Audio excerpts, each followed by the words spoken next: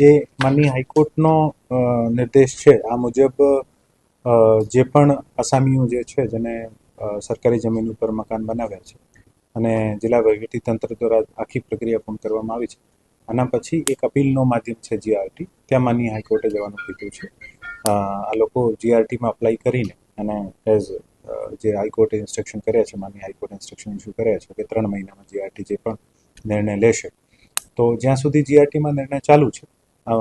ત્યાં સુધી of course district વહીવટીતંત્ર કંઈ નહીં કરી શકે. જીઆરટીનો નિર્ણય આવ્યા પછી જે પણ અનુષાંગિક પગલાં લેવાના હશે એવી રીતે અમે આગળ વધીશું. સરકારી જમીન ઉપર જે પણ દબાણ કર્યો હોય આને માટે વૈકલ્પિક વ્યવસ્થાની કોઈ આજની તારીખમાં કોઈ જોગવાઈ નથી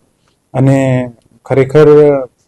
સરકારી જગ્યાઓ પર પુષ્કળ દબાણો હોય છે અને પ્રેક્ટિકલી પોસિબલ પણ નથી કે આપ કેવી રીતે આપી શકો છો. બાકી જે પણ માનનીય કોર્ટે ઇન્સ્ટ્રક્શન્સ આપ્યા છે, ઇન્સ્ટ્રક્શન મુજબ આ લોકો પોતાની રેમેડી, ડિસ્ટ્રિક્ટ એડમિનિસ્ટ્રેશનને કોઈ ઇન્સ્ટ્રક્શન નથી, આ લોકોને એક તક આપી છે અને